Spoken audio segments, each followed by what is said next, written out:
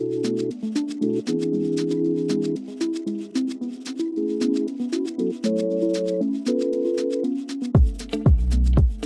to the What's Your Grief podcast. I'm Eleanor Haley. And I'm Lisa Williams. We're the mental health professionals turned grief friends turned co-founders of the website What's Your Grief. In this podcast, we talk candidly about all things grief, from pop culture to grief theory. No tilted heads, no soothing tones, just us and our grief friends exploring the always devastating, often confusing, and sometimes even funny experience of living life after loss. Hey, welcome to the What's Your Grief podcast. This is Eleanor, and I'm joined by Lisa. How are you, Lisa? I'm good. I was just working on something that I thought to myself, as soon as we start recording the podcast, I'm going to remember to say this. So I'm going to remember now. I was working on doing some promotion for our grief practice intensive next month. So I figured I would plug it here in case there's any professionals listening.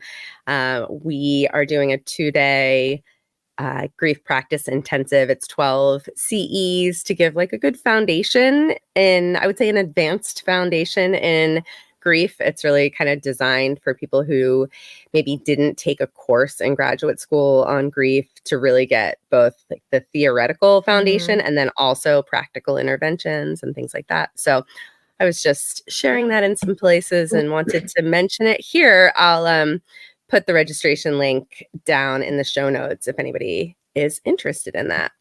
Yeah, and just to throw it out there, you don't have to be a professional to join. You can be anyone who's interested in learning. You probably, if you're not somebody working in the grief space, you probably would not be interested in the second day, which is very specific tools and techniques and things for working with clients and people who are grieving. I mean, maybe you would for yourself, I guess. For yourself, yeah. Apply, maybe. But the first day I could definitely see resonating with somebody who is just interested in learning and understanding more about concepts related to grief. So we talk a lot about some of the concepts that we think are really foundational. We do a lot on, understanding just like grief theory and how we got to where we are today with that. And so it could definitely be interesting for somebody who just wants to learn more. You don't have to be a professional. So anyways, today we're going to talk about something that's pretty niche, but I think applies to a lot of people out there. And if it doesn't apply specifically to you, it might apply to somebody you know and love. And so hopefully it's helpful to some people. But we really specifically wanted to talk about the experience of being an adult who was bereaved as a child. Like, that's the best way I can explain it. Is that how you would explain it? And we think this is an experience that we know, actually, not we think, we know doesn't really get addressed all that often. In fact, I feel like I've seen 2 suggestions recently to talk about this, because there was an initial suggestion and then I remember seeing another one and I was like, oh, that's funny. We just got another kind of request / suggestion to talk about this. And because we talk a lot about being bereaved as children, or bereaved children when they're children. And when they're children, we talk a little bit about the fact that this will impact them throughout their lives. You just don't know how. But then I think that we don't always talk about like the experience of being that adult who is still carrying grief or still feels the impact of that grief, or maybe is feeling surprised by their relationship to that loss or the person who died. And I just don't think people like mention this or talk about it. I don't know. Have you seen it really given focus elsewhere in the past? I mean, not really. I don't think it gets talked about nearly enough. I think certainly if you look at the research, and obviously not long ago, we talked about this on the continuing bonds on an episode about continuing bonds, that certainly there's been some research in this area, like some of the continuing bonds, the earliest continuing bonds research looked at this to some degree. And you see some research, or at least a little bit of sort of survey data and research around this, looking at adults who experienced different difficult and traumatic events as children. But I don't think just in like general grief conversation, we see it nearly as much as I would expect, considering Mhm. how many people are bereaved during childhood. How many people, when you look at the statistics of how by age 18, how many children have lost a parent or sibling, those numbers are significant. I think in the US right now, the average is 1 in 12, I think, children nationally by the age of 18 have lost either a parent or a sibling. And when you look at different regions of the country, that is even higher. And in different demographic groups, it's even higher. So this is affecting a large number of people who obviously Mhm. then make it into adulthood and are still being impacted by this enormous thing that happened in their childhood. So I'm surprised we don't hear more about it. Well, as you were talking, I was thinking about it. You were mentioning some of the research and things like that. And it made me realize a lot of the research, or at least some of the research that we apply to kids and that we use when we're very specifically offering support to bereaved kids, was actually generated with adults who were bereaved as children. I'm thinking specifically of a lot of the New York Life surveys that are done in conjunction with National Alliance for Children's Grief. And they're done often with adults who are reflecting on the experience of being bereaved as children. So even some of like that research is like really looking at the adult, but then we're actually using it to apply to the kids, which is really important. This isn't to downplay the importance of offering bereaved support to kids. Like that's absolutely important, but I don't think that we talk a lot about it when we're talking about the experience of just how it exists in an ongoing way. And I Mhm. think a consequence of that is that people often don't think about how it will impact people as adults. Or maybe they do and they have assumptions about how it will impact a person as they become an adult. And those assumptions are not right, or they are, having a different type of experience and wondering, is this normal? It might be something that a person is grappling with in adulthood, but there aren't places to have that really validated and normalized and supported, because of what we're discussing, in combination with that myth that grief is kind of time limited and we move past it, or we put it behind us, or we resolve it, or we accept it. I think we're moving the needle on that idea and helping people to understand that we carry it with us, but a lot of people still live with that belief that once you're an adult, like that's in the past, right? So it's hard, I think, for people to open up and talk about it. I don't necessarily think that they get the empathy and compassion that they need every time when they do. I think that's very true. And I think part of what is difficult in general is that we as humans have a hard time projecting how we're going to feel in the future about things and how things are going to impact us. I mean, I wasn't a child when my dad died. I was 18, so I was sort of right on that at the cusp of adulthood. My sister was 12, and I think we both had an abstract sense, that this would affect us in some way forever, that this grief would always be with us. We didn't have some idea that this was going to like neatly resolve itself.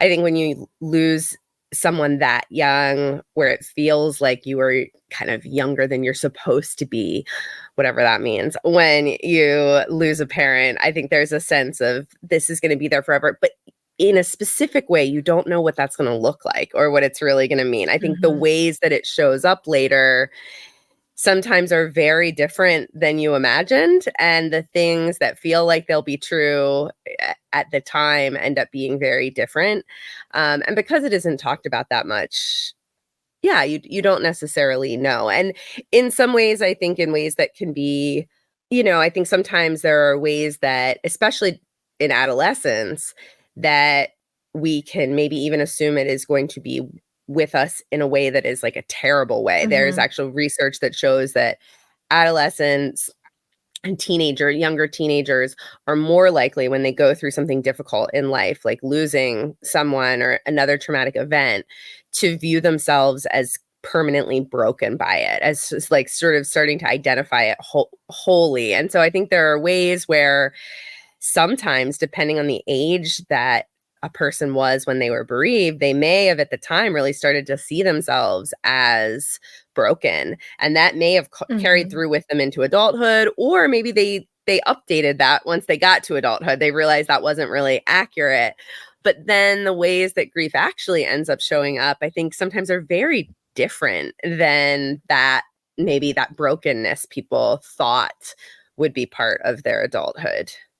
I think there are two concepts that we could share that are relevant to this conversation that we talk about all the time. So I am so certain we've talked about it in a podcast in the not too distant past. But I do think right now it's helpful to mention them, especially maybe you're new to grief and finding this podcast, and you haven't thought about these concepts or learned about these concepts. But I think one thing that is really important to mention, we talk all the time about continued bonds and how people often stay connected to people who die. After they die, they just have a different type of relationship. It's a relationship that you have to learn to have with somebody who's not physically present, but it is still a relationship nonetheless. It's just different. And so people stay connected to people who died, oftentimes by talking to them, thinking about them, visiting places where they feel close to them, dreaming about them, daydreaming about them, thinking about what the advice they would have given them, what would they have told them, talking about them with other people who knew them. So there are like so many different ways that we stay connected. And these ways are very specific and unique to our relationship with that person. But one thing that's really important to note is that this connection, it doesn't stay finite. So we don't, let's say, a parent dies at the age of 10, we don't keep it exactly the same as it was in that 10-year-old way, right? As we get older, we continue to think about that person and that connection, and it evolves with us. It doesn't stay fixed and finite. And so we start to think about, like, what would my dad have told me now that I'm a teenager, as I'm getting my license or going off to prom, or what would he have wanted me to do after graduation? So we might think about that. We might think about, what did my dad do when he was my age? And then as we go on, let's say we become a parent, for example, we might start to think about, what was my dad like as a parent? Are there things that he did that I want to do? Are there values that he always shared that I want to share? And so we bring this relationship along with us, and it evolves and flexes. And along with that is the concept of regrief,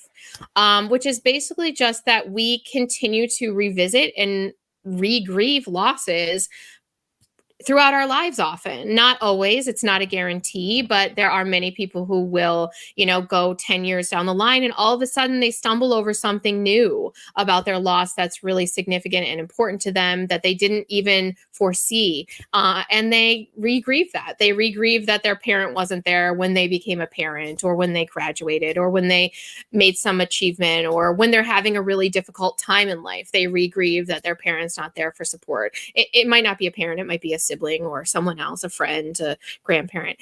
But those concepts, I think, are really important to this conversation, especially if you've never heard them before, because they explain why. Like, they explain why we continue to think about these things. They explain why, like you said, somebody might assume things are going to look one way. You might assume, I'm forever going to be broken and this is forever going to feel like this. But actually, 10 years down the line, it feels different, maybe because we've learned to have that connection with our loved one. And maybe because we found ways to bring them forward with us and we didn't realize that was possible before. And so I think these concepts kind of help to explain why this is something that continues to be a thing, Yeah, for decades into the future. So if those were absolutely. a refresher, yeah, many of you have probably already heard those concepts, but if you haven't, I think that they're really important, especially when we're talking about people who are bereaved as children. Yeah, and I think that the regrief concept, one thing that's so important about it is that it was really developed thinking about how our grief changes, that the impact changes through developmental stages, through Mhm. developmentally. When we hit a new developmental stage, we have new ways of understanding the world, new ways of seeing the world, new questions. So it's questions we didn't even know to ask because the framework of our 7-year-old brain didn't allow for it, is going to ask certain completely new questions at 12 and at 15 and at 18, because there are these different things that are happening developmentally that carry into developmentally, in a slightly different way across adulthood. But I think it is important to remember that that's normal and natural. It makes sense that we do this revisiting, but also that another thing that it reminds me of developmentally and awareness to have is that sometimes, depending on the way that loss unfolds, the support that's there or isn't there, or just how certain children or adolescents, grieve at the time, is that there can be a feeling of sort of being stagnant, of feeling like developmentally Mhm. things froze for a little bit. And this actually just came up on Instagram. Somebody, I had put out a, sort of ask me anything type of prompt on Instagram. And one of the things that somebody submitted was this feeling that they wanted to know, like, is this normal or not, of having lost someone. I'm trying to think of the exact age now. It was sort of maybe not quite technically childhood, but maybe like in that 18, 19, 20-year-old range, and talked about feeling like developmentally they sort of paused there, like things didn't continue moving forward in the way that they should. And it really had me thinking. I knew we were going to be recording this episode, and I had been thinking a lot for this episode about kind of the other side of development, which is that sometimes development gets rushed. Sometimes kids get thrust into more adult roles, and then they get into adulthood and they look back and they realize, like, oh wow, I missed out. I didn't get to really have that carefree adolescence that my friends were having because I knew about the realities of death. And then it's sometimes you don't really feel it in the moment, and then as an adult you look back and you're sort of grieving that innocence, or that kind of, that you didn't get to have that same childhood. And sometimes you Mhm. carry some of that, parentified roles, if you got rushed forward and had to maybe be more independent than you would have had to be otherwise because of losing a parent or another parent struggling, or whatever the circumstance.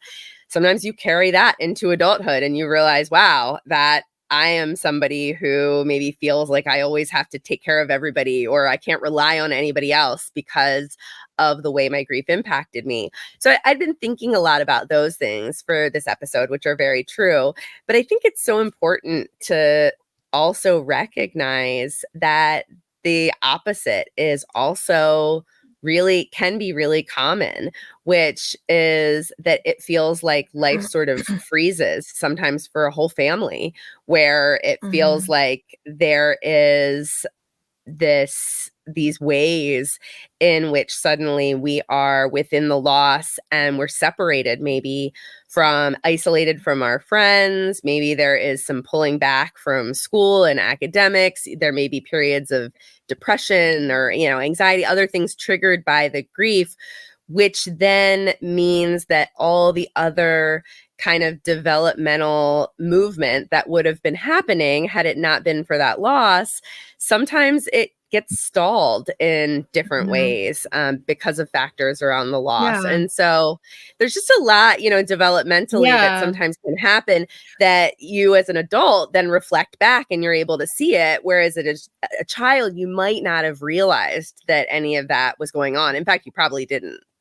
And I'm thinking about the reality that it may not necessarily feel like one or the other for some people. They may feel like they kind of got pushed forward in terms of their maturity. We hear all the time about kids who felt like they knew things about life in the world that others didn't because they had this experience.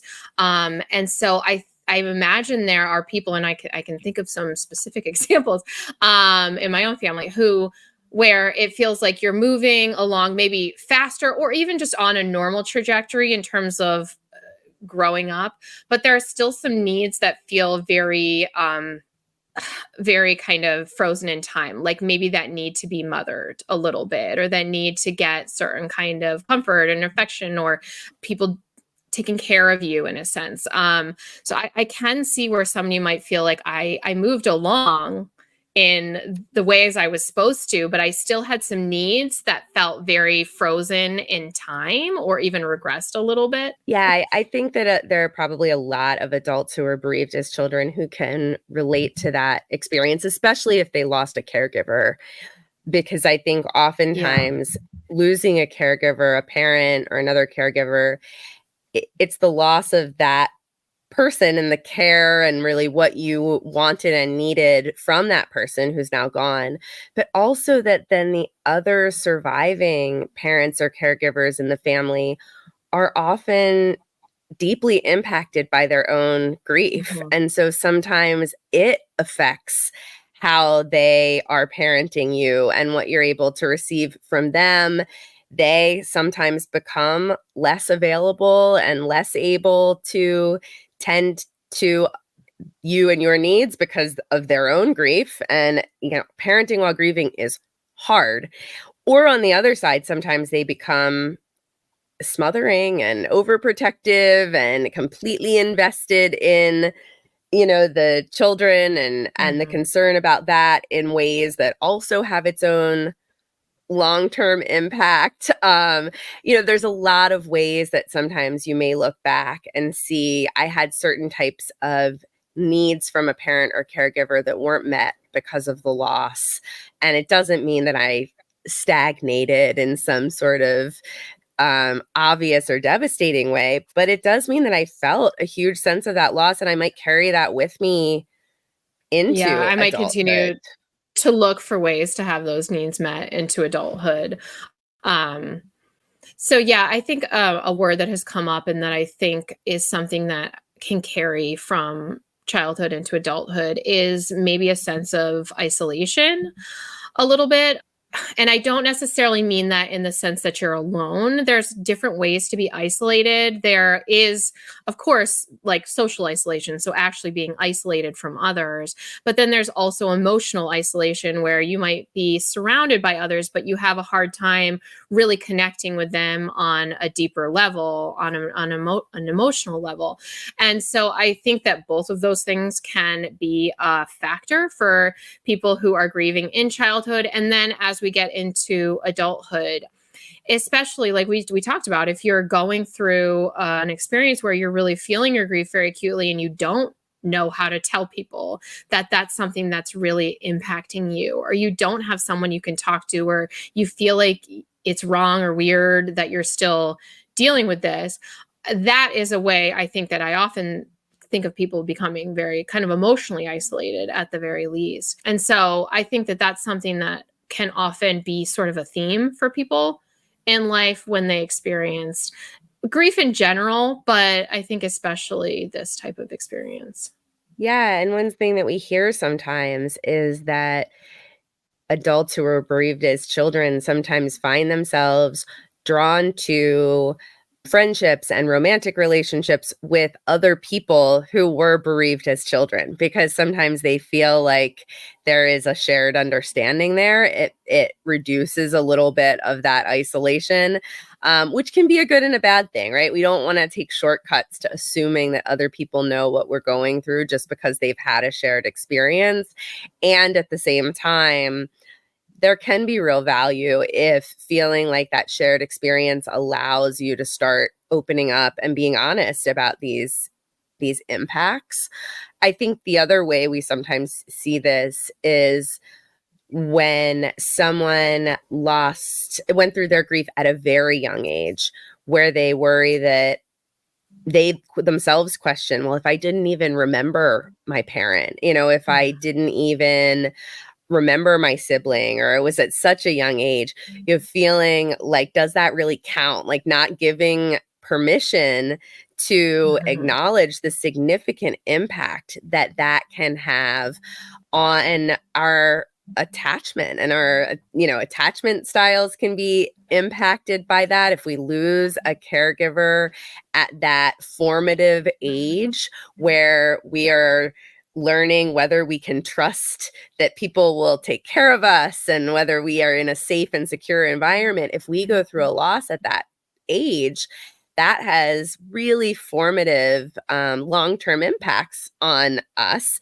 And yet sometimes we'll minimize that because we feel like, oh, if it's Mhm. pre-memory, somehow it doesn't count. And so I think it's really important to acknowledge that, if you're an adult who was bereaved at a very young age and never even really remembered or knew the person, that doesn't mean that there weren't impacts to that loss that stayed with you lifelong, right? Wishing you knew that person, wishing they had Mhm. been part of your life, wishing for that type of relationship, but also potentially on your attachment style. And it's important to be able Mhm. to talk about all of those things and feel permission to, I don't know, to know that those impacts are real.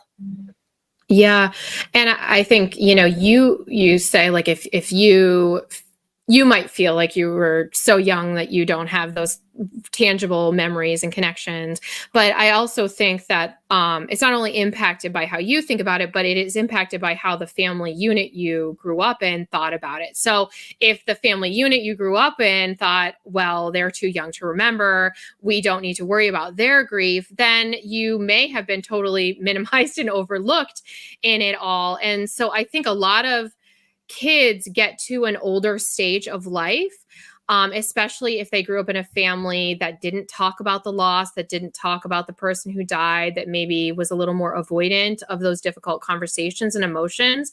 They may get to adulthood and be like, hold up, like, I have a lot of questions. I want to know about this person. Maybe it's that I want to know about who they were when they were living. Maybe I have questions about how they died. Maybe I have questions about the time frame around when they died. Like, you may get to adulthood and realize I grew up in a kind of a culture of silence, and now there's things I want to know. And in that exploration, there can often be a lot of gifts in having that deeper understanding, but there can also be intense grief that comes along with that kind of relearning process. Yeah, and I think, relearning is such a good word for it, because when that happens and there is that culture of silence, you don't have those connections, those continued bonds, the stories and memories and all of that. But also, it can often be an indication that you didn't really see grief modeled for you very well. Like, it wasn't obvious in the family. It wasn't being talked about. And so that can be a significant impact, where you're, in adulthood, you went through this significant loss in your childhood, and yet you feel like, I didn't get that modeling that helps me to understand how grief can look if we do talk about it, if we do ask questions, if we do Mhm. honor and memorialize the person. And so it's important to acknowledge that that's a real secondary loss if we didn't have those conversations in the family and those shared memories and the opportunity to ask questions. And that it also can bring up some resentment. Sometimes if you then see how it could have been different, you realize, oh, wait, other people's families grieved differently. They shared memories, they had out pictures, that kids got to ask questions. It can bring up some real feelings of sometimes anger and frustration towards the adults for not doing it differently, and not giving you the opportunity to have some of those Yeah. things. I think that's a really good point, that once you're an adult yourself, you do tend to look at how your parents handled things. It may I mean, this is especially true with big things like we're talking about, but like all sorts of things, right? So I think you often look back on how your parents handled things and you say to yourself, how do I really feel about how they handled that? Or do I think they should have handled it better or could have handled it differently? Or now that I'm a parent, I think I'm going to handle it differently. And I would argue that you really don't know what you're going to do till you get there when it's something huge like this. But it's, I think, a normal thing for adults to do is to look back and think about how their parents handled things. And you're right. Sometimes it comes with a huge amount of appreciation, but sometimes it can come with feelings of resentment and even anger that they handled things the way that they did. Even though most of the Absolutely. time people are, doing the best they can in the moment. And I would say that, we talked to a lot of people who say, yeah, we grew up in that culture of silence, and that was a lot more normal in the past. I think that was what a lot of people did. So I think we also have to think about like what were people being told at the time? Kids are resilient. Oh, they'll get past this. They'll get to acceptance and they'll be fine. So at the time, things might have looked different in terms of the advice out there and the guidance and how we understood grief. But yeah, I think Yeah. it's complicated. It is complicated. I think another thing, another layer to this of looking back and how there can be judgment sometimes on surviving parents and caregivers that's complicated is as a child, if you were bereaved as a child or even an adolescent or a teenager, your perception of the adults in your life, the parents in your life or other caregivers, often isn't to see them as fully formed humans. You see them Right. as this provider for you. They are, Yeah. where children are self-focused, right? And so that's how they see you. They don't always recognize the hugely complex inner life of their parents and outer life and responsibilities and all of those things. And so it can be hard as an adult when you go back and you have that sort of critical eye. Sometimes you're still have to do a little extra work to remind yourself of like, oh, wait, they were going through so much of their own stuff. Mhm. And I think like this was really true for me. I think I had a lot of judgment about some things that my mom did and didn't do in just how she took care of her own grief and the family, and what she did for me and my sister. And I think I did a lot of work in therapy of trying to, process some of that. And a lot of it Mhm. was really needing to do the work as an adult of really appreciating what my mom was experiencing, because my 18-year-old self, I don't think fully was able to comprehend the scope of what it meant Yeah. for my mom to be, a relatively young widow with two kids and Mhm. on her own. Yeah, and I think about like thinking about my family, for example. I think one of the things that happened with my dad was my mom was everything. She did everything. She provided everything. She met all the needs. Like, this is no disrespect to my dad. Like, he did plenty. But in terms of parenting, my mom was the point person. She was the person. And when my mom died, I think a lot of people in my family looked to my dad, and he just didn't know how to fill that role. Like, he just didn't know. And like, I understood that because I was a little older, but I have younger siblings. And I don't know for sure. I don't want to speak for them, but I would not be surprised if they didn't quite they didn't quite want to see that he couldn't step into those roles, especially like my younger sister was young, much younger. And so I think that it was tough because he was being set up for failure in a lot of ways, because that was just not who he was or what he ever learned how to do. And he was having to learn quick. He had Yeah. 6 kids and he was having to learn really quick. And I think that it was really tough for some of the relationships in the family because of that. And so I don't know. This isn't to say like you may do this examination, like you talked about talking to a therapist or like really thinking about it or giving it context and nuance. You may go through this exploration and still be like, nope, I'm still mad. And that's fine, because we don't know. Everybody's situation is so different. And maybe you have every right to be bitter and angry and mad.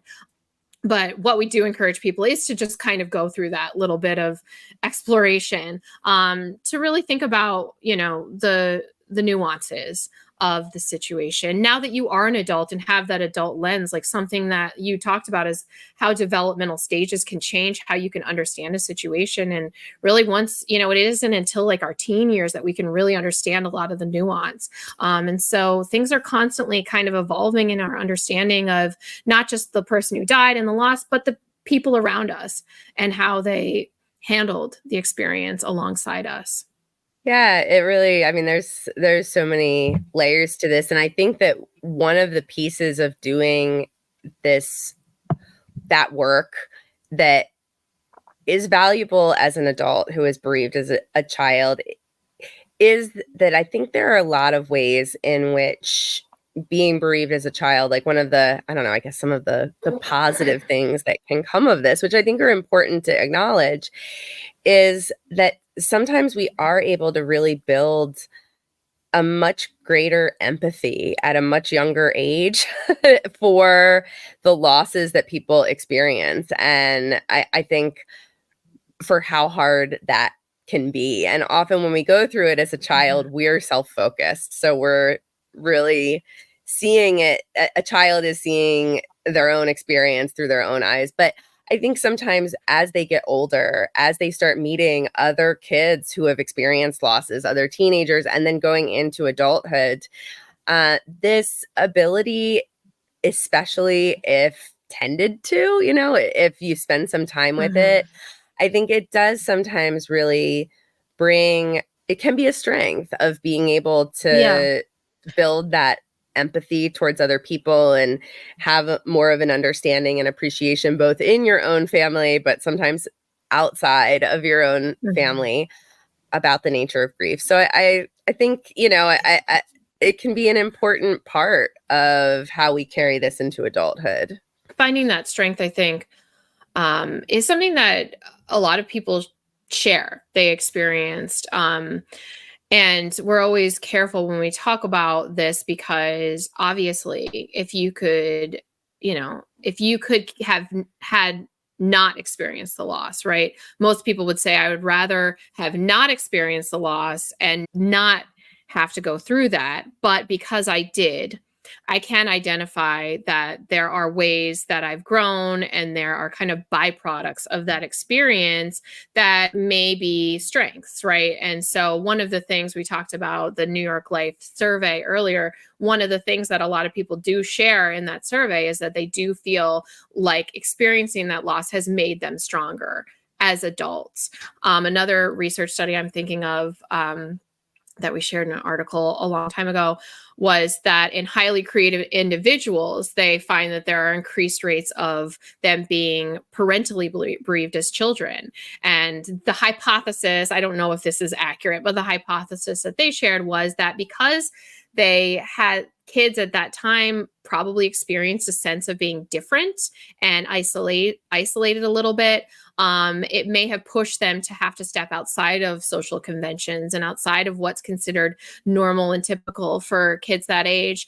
And that kind of increased their creativity and seeing things outside of the box a little bit. That's just their hypothesis. I don't know if that's true, but they did actually find that there were higher rates of parental bereavement in a lot of these creative people. And so I think that there's like a lot of ways that we grow. It's just that it's like, I would have rather not experienced the loss, right? But because I did, I can identify ways that it is, of course, impacted my trajectory in good and bad ways. Yeah, I think the other thing which is connected to that strength that you mentioned is often something that that adults who are bereaved as children identify. It's just, that strength it's not just like I'm strong now because of it, but sometimes of actually what they've found is that they go back and really go remember the loss and going through it as sort of this like reminder and reinforcement. If I survived that, I can survive Mhm. other things. And so it's really, I don't know, it really kind of connects back Mhm. to that in a way that I think can Yeah. sometimes be surprising to people that it pulls them back in their memory. We've talked about this, like it can feel counterintuitive to go back to a difficult time when we're already going through a difficult time, but we know that that's something as part of continuing bonds that if you were bereaved as a child, you may still be going back to the memories of that loss, Mhm. both because it reassures you of your ability to survive things, but also because of your connection still to the person or Yeah. people who died, and feeling that you might still be able to draw on advice that they would give you or comforting things they used to tell you or memories. Like, the research has found that that's all incredibly normal for adults who were bereaved as kids. But again, I think oftentimes people, they might be experiencing that and think, is this weird? Is this just me? Is it just me who 40 years later is still going back and thinking about, my mom or my sibling who died when I was 11 in these ways that brings me strength in difficult times? No, it's completely normal. It is a Yeah. huge part for many people of their grief. I think it's important to normalize that it's that there is no necessarily way to look at this and way that you should be towards your loss. Like if you look at it as something that you wish hadn't happened but has made you stronger, if you look at it as a bit more of a mixed bag, like, well, there are things that I can identify, I feel maybe stronger, or maybe I have a greater appreciation for little things, or maybe I don't take a single second with my own kids for granted, things like that. But at the same time, maybe you also feel a lot of negative about it. Maybe you continue to, you will always feel like it's something that put you at a disadvantage, or something that is always going to make you feel a little different than others, so it may feel more like a mixed bag. It may feel negative. And I think a lot of I don't know. I think a lot of times we feel like we should feel a certain way or be a certain way. And it's normal to have all sorts of perspectives because our lives are so incredibly complicated. Alongside the loss, we've experienced a ton of growing up and becoming people and forming our identities and things like that. And so much has happened. And so there's just really no like right way to do it. And I think that this is all just to say, like, if you're an adult who is maybe regrieving or going through something or continuing to revisit your loss or continuing to talk to your parent or sibling who died every night, like that's probably a normal thing, right? Absolutely. Absolutely. And one other thing I want to add connected with this is that idea of going back and having empathy, maybe, or at least revisiting if there were resentments that built up from how other people in adults in your life, how they supported or didn't support you, or how things played out. It can be important to also recognize that sometimes one thing that happens is adults who were bereaved as children sometimes beat themselves up in ways that are self-critical, right? And it is very Mhm. real that the data shows that kids after a loss do have more behavioral issues in school. They have more challenges with, they can suffer academically. There can be greater rates of substance misuse. So certainly you may be one of those kids where you look back and you're like, this was me, right? I struggled in all of these ways.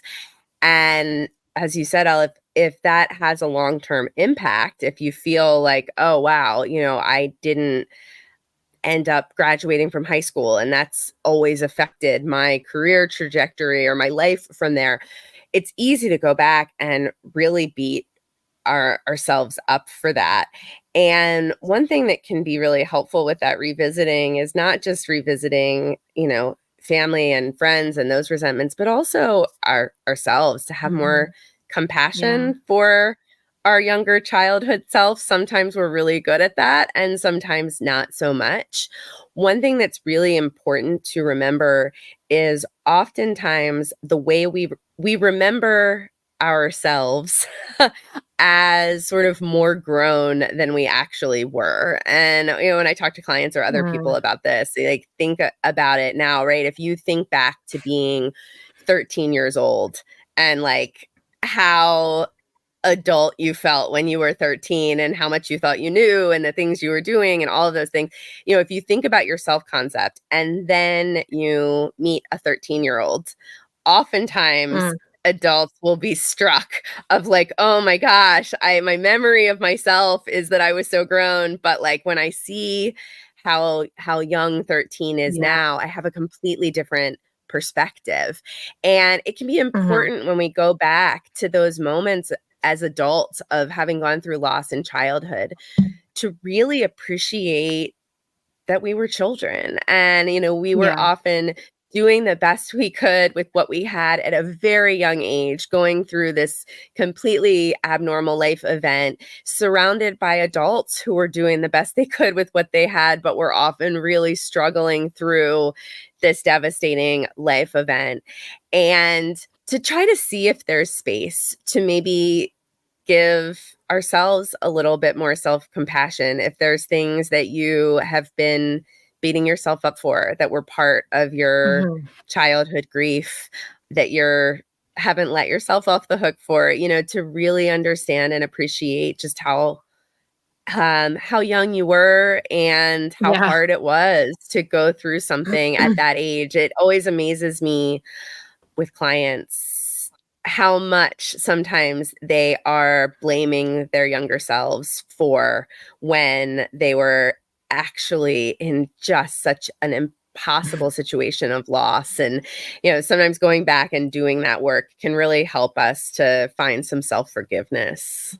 Yeah, that's a good point. And I would add, like, last but not least, if you're finding that work hard to do on your own, or if you do feel like you are delayed or stuck or really feeling distress around certain thoughts, memories, experiences, if you are revisiting grief like in a way that feels more acute than what you feel comfortable with, it is never too late to talk to somebody. It is never too late. Some people might be like, "Oh, that was 15 years ago, 20 years ago. I can't go to a therapist now." You can, like, and actually interestingly, when we talk to therapists, they'll say people will come in for other things, and like a large percent of the time, once we get to talking, we discover there's a significant loss in there that's coming up that is affecting them or has affected their life trajectory. And so it is never too late to go talk to somebody about whatever you're thinking through and whatever you need help with processing. If you have access to a therapist or even a support groups can be a little bit more finicky. You might want to make sure it's a support group that's not for first year losses, things like that. But there are plenty of support groups that would be welcoming to somebody who has had a loss in the past. And so, yeah, just remember that if you do feel like you need a little extra support in exploring and finding coping and dealing with whatever it is you're dealing with, that it never hurts to get some help with it. Yeah, absolutely. And you can also, as we always mention, check out our Griever Hub as well, our member hub. We have people who are grieving losses from very recent to a very long Mhm. time ago in that space. And we give a lot of different resources and support and prompts and places to come and connect either on your own or with other people that can help with doing some of this exploration, whether it was recent or a very long time ago. So, Yeah. yeah, please, of course, feel free to check that Yeah. out as another option. All right. We'll talk to you next week.